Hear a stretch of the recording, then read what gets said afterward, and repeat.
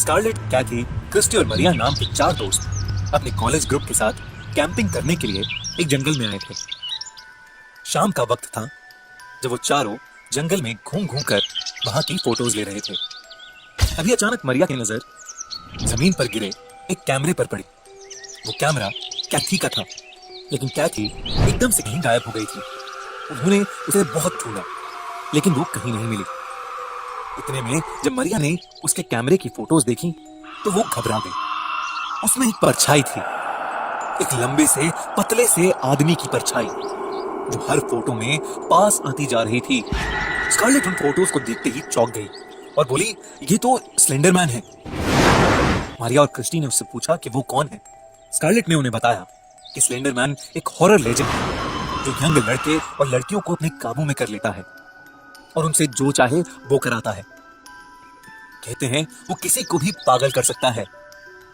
Scarlett ने कहा कि उसे हमेशा से लगता था कि ये सब काल्पनिक बातें हैं, पर वो फोटोज देखकर उसे कैथी की बहुत चिंता हो रही है। मरिया ने इंटरनेट पर स्लेंडरमैन के बारे में खोजना शुरू किया और उन्हें पता लगा कि स्लेंडरमैन को बुलाने के लिए उन्हें जंगल में एक रस्म पूरी करनी थी। उन्हें अपनी आंखों पर पट्टी बांधकर 3 बार एक घंटी बजानी थी, लेकिन जब तक ये रस्म पूरी ना हो जाए कोई भी अपनी आंखें खोल नहीं सकता और ना ही कुछ बोल सकता है। अगर कोई भी अपनी आंखें खोल दे तो स्लेंडरमैन को गुस्सा आ जाता है और वो उसे अपने साथ ले जाता है। अपनी दोस्त कैथी को खोजने का सिर्फ एक तरीका था, स्लेंडरमैन को बुलाना। स्कारलेट, क्रिस्टी और मरिया ने अपने बैग से एक कपड़ा निकाला और अपनी आंखों पर पट्टी बांधी और एक घंटी को बजाना शुरू किया। लेकिन तभी स्कारलेट को लगा कि किसी ने पीछे से उसका गला पकड़ लिया। स्कारलेट जोर से चिल्ला पड़ी और उसने अपनी आंखों से पट्टी हटाकर ये देखने की कोशिश की कि उसके पीछे कौन खड़ा था। उसे अपने पीछे कोई भी दिखाई नहीं दिया।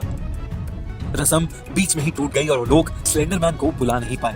रात बहुत हो चुकी थी और इसलिए तीनों दोस्त वापस अपने टेंट में लौट गए। टेंट में लौटते ही स्कारलेट को कुछ अजीब सा महसूस होने लगा। जब से उसे लगा था कि जंगल में कोई उसका गला दबा रहा है, तब से उसे ये भी लग रहा था कि जैसे उसके गले में कुछ फंसा हुआ हो। उसने जैसे ही अपना मुंह खोला, उसने देखा कि उसके मुंह से कुछ काले रंग की चीजें निकलने लगी। देखते ही देखते वो काली चीजें उसके मुंह से पूरी तरह बाहर निकल आई और उसके सामने उन काली चीजों ने स्लेंडरमैन का रूप ले लिया। वो बहुत लंबा, पतला और खौफनाक था। उसका चेहरा भी बहुत लंबा था, लेकिन उसके चेहरे पर ना तो आंखें थी, ना नाक और ना मुंह। स्लेंडरमैन को देखकर स्कारलेट बहुत ज्यादा डर गई, लेकिन अचानक से उसका सारा डर खत्म हो गया। देखने में लग रहा था कि स्लेंडरमैन ने उसे अपने काबू में कर लिया था। स्कारलेट ने क्रिस्टी और मरिया को फोन किया और उनसे कहा कि वो सारे लोग फिर से उसी जगह मिले जहां कैथी गायब हुई थी। उसके दोस्त बहुत डरे हुए थे, लेकिन स्कारलेट के कहने पर वो मान गए। लेकिन उन्हें क्या पता था कि इस बार जंगल में उनके साथ क्या क्या होने वाला था।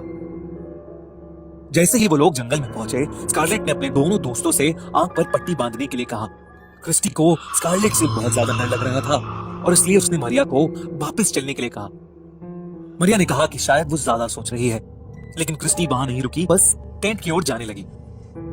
स्कारलेट उसे कुछ नहीं बोली, लेकिन उसने मरिया को फिर से पट्टी बांधने के लिए कहा। जब उसने अपनी आंखों पर पट्टी बांधी तो स्कारलेट के मुंह से फिर से वो स्लेंडरमैन बाहर निकल कर आया। उसने मरिया की आंख से पट्टी हटाई। स्लेंडरमैन को अपने सामने देखते ही वो चीख पड़ी। क्रिस्टी जो वापस कैंप की ओर जा रही थी, उसकी चीख सुनकर वापस मुड़ी और एक पेड़ के पीछे जाकर सब कुछ देखने लगी। मरिया की चीखें एकदम से खत्म हो गई और वो ऐसे शांत हुई जैसे कुछ हुआ ही नहीं था।